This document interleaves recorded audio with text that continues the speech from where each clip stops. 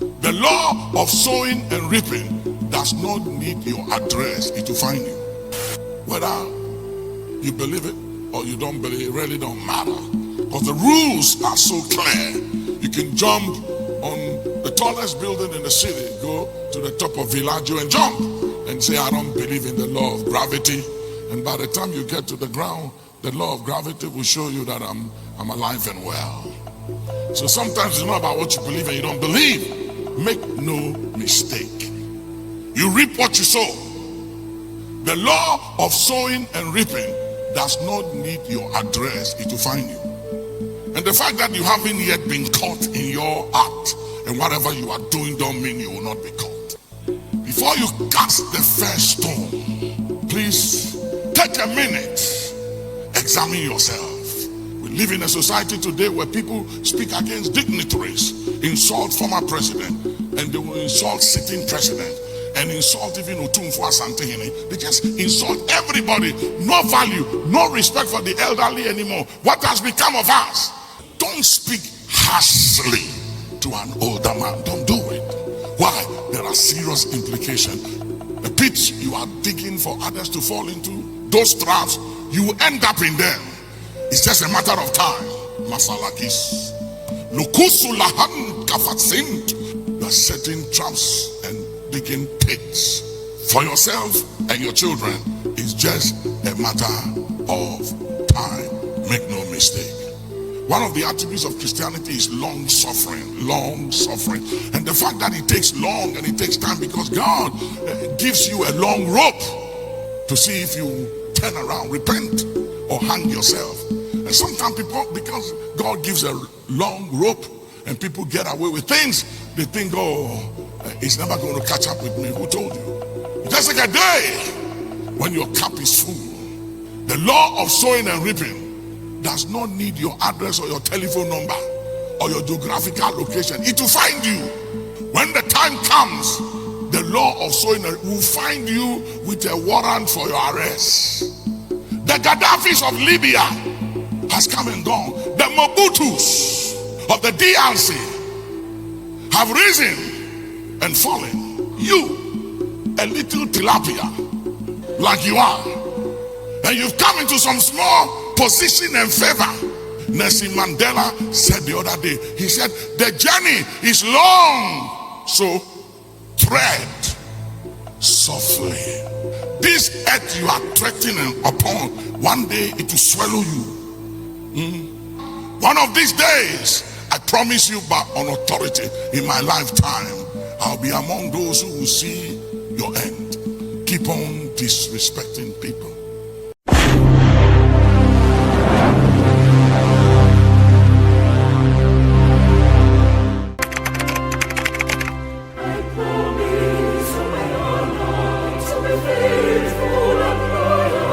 Who born dog? Duncan Williams, who are you? I am talking about Duncan Williams as in person say, Neni ya oyo kromano. Niyama boni as say kachire no, said the biano, ni nyami jumano, or the nyamia katana nino disika, or disikati, niyama fon. Pejababo chile wiem, na kachire nyankupon say after the meeting no, one massa for $10,000 yana. Pejababo for chile wiem. Said you are no castle on show me my Abronye. Me to me sure Duncan Williams. A dear would the MPP you think say I will forgive you because you don't like MPP. Duncan Williams, you dislike MPP. Nana yes son so cathedral or we on the give fake information. Duncan Williams and a give false information. I command and this is for say Abino I spend $58 million. A trap. Life in itself is full of complications. And I think that sometimes the ignorance of the complications of life, forgetting that every action we take in life leads to a reaction. And those are implications that we all have to address. Whether you believe it or you don't believe it, really don't matter. Because the rules are so clear. You can jump on the tallest building in the city, go to the top of Villaggio and jump and say, I don't believe in the law of gravity. And by the time you get to the ground, the law of gravity will show you that I'm alive and well. So sometimes it's not about what you believe and you don't believe. It is what it is. And so I want to bring to you a message I entitled, Hold Your Stone. Tell somebody, hold your stone, hold the stone. Don't throw, don't cast your stone. Hold the stone, hold it. Number 5, right. Tell somebody, verify. Yeah, do due diligence. Before you cast that stone, verify, do due diligence.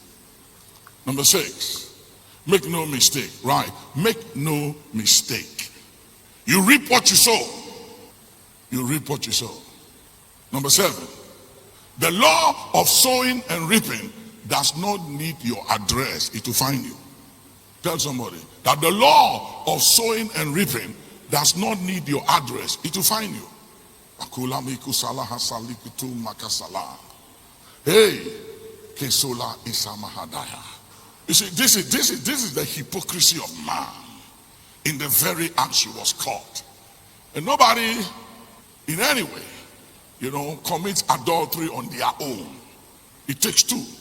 She was caught in the act with a man. So where is the man? And where was the man? And when was the woman brought alone to be stoned or killed? That is the hypocrisy of society. They left the man.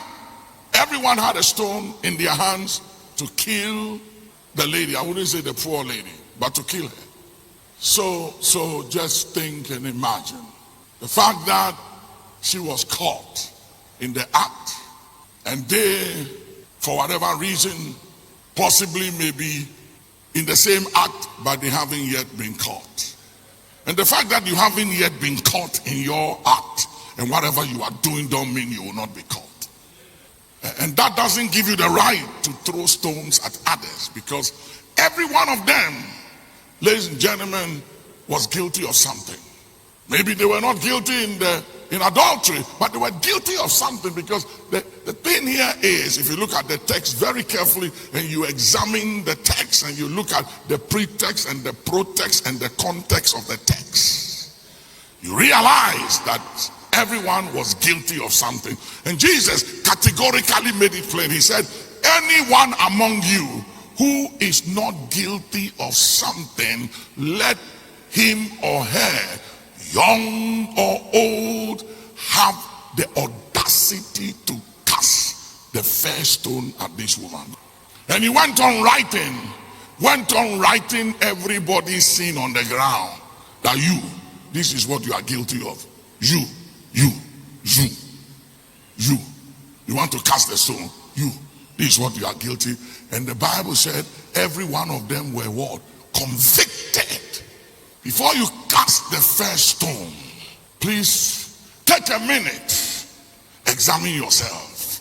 Before you react and before you run your mouth, that mouth of yours, and before you think that you're better than somebody because you are not guilty of what they are guilty of, please remember, ladies and gentlemen, that you are guilty of something.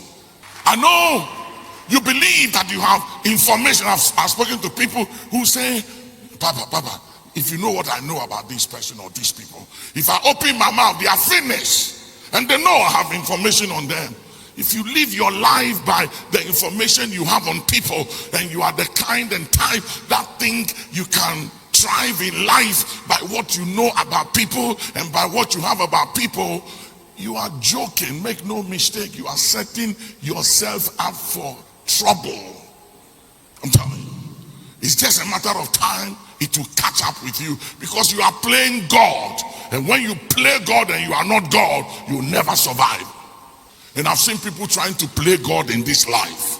And they think, one time I was talking to President Rawlings, we were having coffee in his house, and we talked about so many things. And at a particular time, he can be very, very passionate and emotional about his conviction. And he said, Chief, these people who go around recording people and listening to people's conversations, they think they're very, very powerful. He was very passionate about it. And it was somebody, when he's very passionate talking about something, you have to stand down and watch. And so I just held my peace and allowed him to talk. And I thought deeply about what he said. It was very worrying for me that there are individuals who go around just, they have these machines and gadgets, and what they do is to, violate people's privacy. So you can't speak freely, and they listen to your conversation and they use it against you, or they use it for power, they use it for access and for influence and for favor. And if you ever make it at the expense of the pain or the hurt of others, you have invoked and invited a curse on yourself and on your children and your family. It's just a matter of time, I'm telling you. Don't do it. Don't make it at the expense of the pain or the hurt or the destruction or the demise of others. If you have acquired anything in this life, standing or sitting pretty in life as the result of the pain and the demise of any, it's a matter of time it will catch up with you. And it wasn't long, few months after, I heard that the president was talking about had just died. And I thought about what the president said, and I said, I hope they bury him with all those gadgets he uses to record people. But he's gone without those gadgets. He won't be buried with it. His power has ended. Those of you who use your power and your money and your influence and your access to look down upon everybody, despise everybody, disrespect your wife, slap your wife, beat your wife, mishandle your kids, loved ones, have no value, respect for parents, nobody. We live in a society today where people speak against dignitaries, insult former president, and they will insult sitting president, and insult even Otumfu Asantehene. They just insult everybody. No value, no respect for the elderly anymore. What has become of us? This Western culture is invading us. For whatever reason, we as a people, we have a culture. We have some values. One of our values is respect for the elderly. We respect the elderly. I'm an archbishop. There are people in my church, I call them uncle and aunties. I respect others because it will come back to you. When you respect others, you'll be respected. For every action leads to a reaction. If you go around disrespecting people, you are disrespected. And this society has forgotten. Look at 1 Timothy 5. Look at 1 Timothy 5 and 1. Do not rebuke an elder man. 1 Timothy 1 and 2. Chapter 5 and verse 1. Chapter 5, 1 and 2. Do not rebuke an older man, but Give me exhort. NLT. Give me NLT. Another translation. Let's see what it says. Never speak harshly to an older man. Don't speak harshly to an older man. Don't do it. Don't do it. Why? There are serious implications. You don't want to merit their anger. You don't want them to speak against you. It won't help you. I was telling somebody the other day, I said, when the Bible says honor your father and your mother so that it will be well with you, that you may live long. He didn't say honor your father and your mother so it will be well with your father and mother. And he didn't say so your father and mother may live long. So it is to your benefit and profit to honor your father and your mother. Whether they are drunkards, it doesn't matter who they are. The Bible didn't say honor your father and your mother when they do right by you. Honor your father and your mother when they are believers. No, he said honor your father and your mother, period. It is what it is. And the reason why you must is because it is to your glory. It is to your profit and benefit to do so. Mokasula itala hasala. Wuhan salun kasalind lehayanda kasum vahan silim mudaka salandu kasin. I know we live in a generation where we have become so mentally and psychologically and intellectually so sophisticated that we subject everything to reasoning and argument. I'm telling you, the scriptures is above every argument and logic and philosophy. When the Bible says honor your father and your mother, it goes with a promise. You forfeit that promise if you dishonor them because they do wrong. Somebody say, but how about if they are wrong? It's on them, not on you. How about if they don't respect themselves? It's on them, not on you. And disrespecting them for not respecting themselves in itself is a violation of divine ordinance that causes a blessing kudalika salant felun kuwahasalan to elude you. And it's just a matter of time when you lying on the bed of affliction and you are dying prematurely. At a young age, and not knowing what you've done wrong, that is when it will hit you and you realize that logic don't work and philosophy don't work. Never speak harshly to an older man. Don't speak harshly. But appeal to him respectfully. Appeal to him with some reverence. As you would to your own father.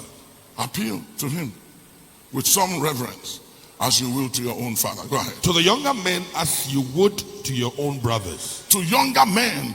So even when you are dealing with the young generation, you need to be very wise in how you deal with them, so you don't provoke and vex them and set them up and trigger them. Treat older women as you would your mother, and treat younger women with all purity as you would your own sisters. Okay, the scripture speaks to themselves. Come with me, please, to Psalm 130 and the 3rd verse. Psalm 130 and the 3rd verse. If you, or if thou, Lord, shouldest mark iniquities, O Lord, who shall stand? So look at it again. The scripture speaks to himself. He said, Lord, Lord God, thou most high, thou that knowest all things and sittest on the circles of the earth, who nothing escapes you, nothing escapes Adonai. He knows all things about you and I. Listen, you can fool others and fool yourself, but you can't fool him. He knows your end from your beginning. And he said, if the Lord shall count iniquity, if God will set his searchlight on all of us, none of us can stand and prevail. So the fact that your business is not out there does not authorize you and gives you the audacity to go around talking about the businesses of others, pointing finger at others. Don't do it. Don't do it. You go around digging pits for others, setting traps and ambushing others for whatever reason. It's just a matter of time, hear me, it will catch up with you. The pits you are digging for others to fall into, those traps, you will end up in them. It's just a matter of time. Masalakis. Lukusu lahan kafatsint. Wahan salun kifanga zalanga wasia italakasakatum kafasin lenkutum gazin ahasalanga dalas. It's a matter of time. Keep digging pits. Keep setting traps for others. You are setting traps and digging pits for yourself and your children. It's just a matter of time. Make no mistake. False security, false confidence. It's a matter of time when it catches up with you and you realize that what gave you the audacity to despise and look down on others, mistreat, mishandle others, and even your own family, because you are sitting pretty. A day will come when they will all leave you. And when you are all alone, sick, lying on your sick and dying bed, you will need somebody on that day. Whether people will treat you with contempt or with compassion has all to do with how you treat and handle people now that you are sitting pretty. So please do right by others. It's just a matter of time. But the patience, one of the attributes of Christianity is long suffering. And the fact that it takes long and it takes time because God gives you a long rope to see if you turn around, repent, or hang yourself. And sometimes people, because God gives a long rope and people get away with things, they think, oh, it's never going to catch up with me. Who told you? It is said that every day for thief man, one day for God. It does take a day when your cup is full and you realize that all along you were living in a fool's paradise. Doesn't work. You set the snare, set the net, it will catch up with you. Just a matter of time. Galatians 6:7. Be not deceived. Be not deceived. God is not mocked. That word be not deceived means make no mistake. Make no mistake. This thing, it will catch up with you. The law of sowing and reaping does not need your address or your telephone number or your geographical location. It will find you. When the time comes, the law of sowing will find you with a warrant for your arrest. And it will give you the charge. You have the right to stay silent, because anything you say will be held against you in the court of law. It will find you. For whatsoever a man soweth, that shall he also reap. He said he shall process of time. He didn't say he'll reap immediately. He said he shall, you will, you shall. Matter of time. What do you have? What do you possess? People like the Nebuchadnezzars, the Alexander the Great of the Greece Empire, the Hitlers of Germany, the empires of Rome, the pharaohs of Egypt, the Saddams of Iraq have risen and disappeared. The Gaddafis of Libya has come and gone. The Mobutus of the DRC have risen and fallen with their billions of dollars. You, a little tilapia like you are, and you've come into some small position and favor for a season, and it doesn't last forever. It doesn't last. Just as where you are today, others were there before you came. You will go and others are coming. Hear me, there are people in waiting for you to go so they can come. So when you have something, use it wisely. Do right by what you have today, so that you will go down in history as one that did right in his day. Say yes. There is no influence, access, and position that endures forever. So take it easy. Yeah, take it easy. Take it easy. Step gently. Nelson Mandela said the other day, he said, the journey is long, so tread softly. Tread softly. This earth you are treading upon, one day it will swallow you. He said, tread gently, because the journey of life is long. I know you are powerful. I know you are loaded. I know you are sitting pretty. I know you have breakfast with President Trump, and in the afternoon you fly to have lunch with the Prime Minister of Britain, and by night you are in China with the president with your private jet. Yeah. So you're the man, and you're the woman. Time changes. It does. I've seen so many powerful people in my life. That is what helps me to stay humble. This morning I was coming, and one of the drivers was standing by the gate. And when we got there, I told the driver, I said, please roll down the glass, let me greet him. So he rolled down the glass, and I said, Chief, how are you? He said, fine. I said, I just wanted to say hi. And I drove off. Why do I do that? Why do I do that? I want him to know he matters, that he's somebody. He might be a driver. I could have been a driver. I told one of my children some time ago, I said, when you get to the main gate, I live in a gated community, the security people you see there, when you get there, and I tell my driver all the time, I said, when you get there, stop the car, say hi to them, greet them, don't just pass. You don't have the right to do that. I said, pay attention, say hi to them, don't just drive your car and pass. No. I said, your daddy could have been a keeper of the gate, and there's nothing you can do about it. If your father is a keeper of the gate, you can't change your father. He's your father. So learn to treat people right. None of us came from our mother's womb with the things we have. We came naked, and when it is all said and done, we will go naked. We ain't taking nothing with us. So the way you treat people must never be based on where you are, who you are, favor, access, opportunity, because it will elude you.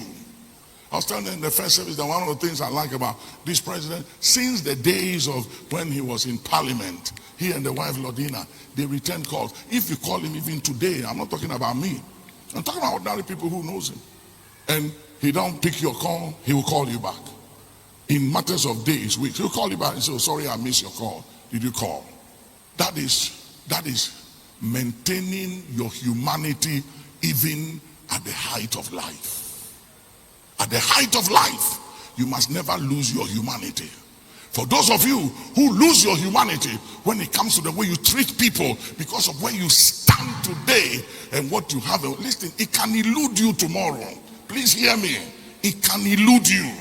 It can. Who shall lay anything to the charge of God's elect? Again, if you look at the scriptures, who? Another one, who?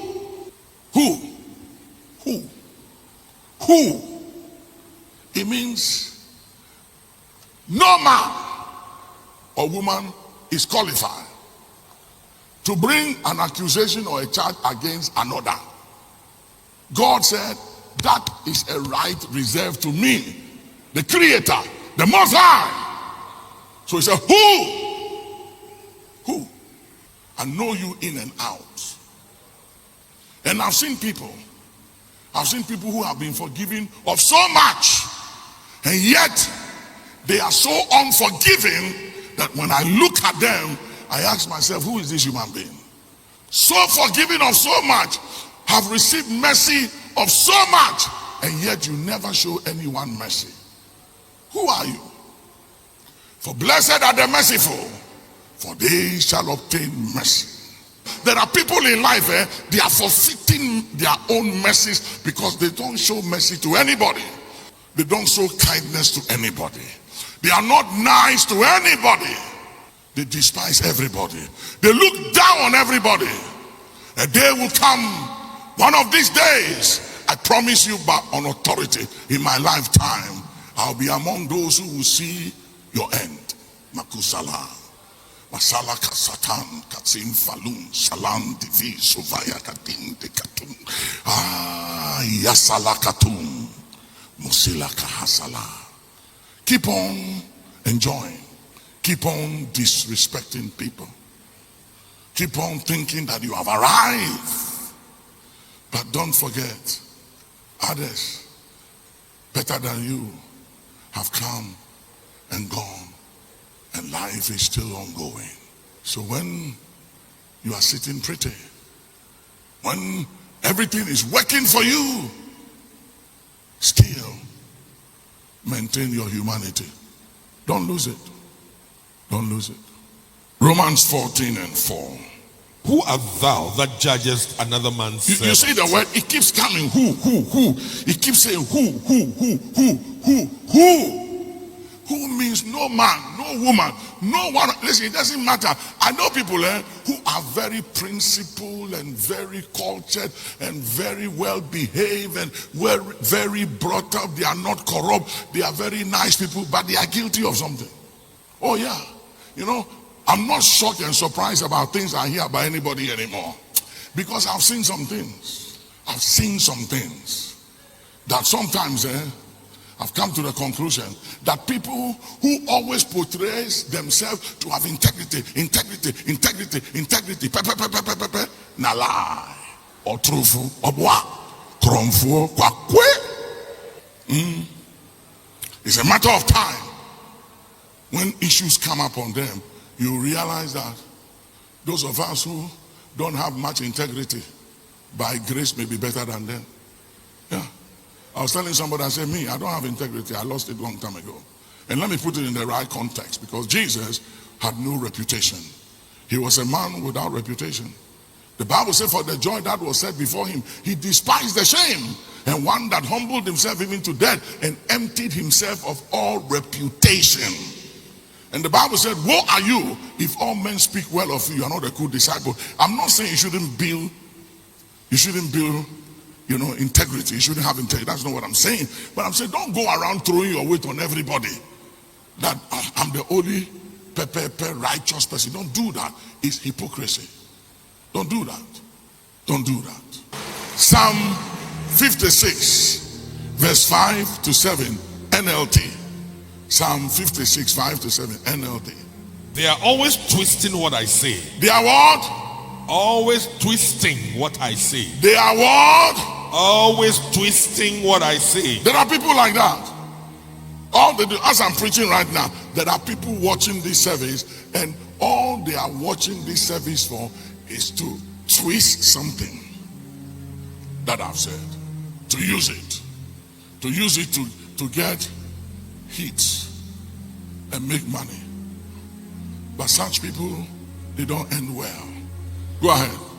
They spend their days plotting to hurt me, to harm me. Listen, there are people and all they do is plotting to hurt somebody. That's all they do. Their ministry is plotting to hurt others. Go ahead. They come together to spy on me, watching my every step, eager to kill me. Yeah. Do you know there are people monitoring you? Yeah. Spiritual monitoring and trackers. They are tracking all your movement, looking for an occasion to hurt you. But let it backfire. Oh, let it backfire. Somebody say backfire, backfire, backfire, backfire. In the name of Jesus, let it backfire. Now, look at the next scripture. Don't let them get away with their wickedness. I love this one. He said, Lord, don't let them get away. Don't let them go scot-free. Let them not go unpunished. And listen to what the guy said. In your anger, oh God, bring them down. He said, in your anger, finish them. In your anger, let them be incapacitated. In your anger, demobilize them. In your anger, paralyze them. In your anger, bring them down. In your anger, let that thing that they are holding on to elude them, slip out of their hands. Come on, put your hands together, pray that prayer. Let them not go free. Come on, somebody. Father, don't let them get away. Whoever they are, wherever they are, according to the scriptures, don't let them get away. Bring them down. Come on, don't let them get away with their injustice and wickedness. In your anger, oh God, bring them down.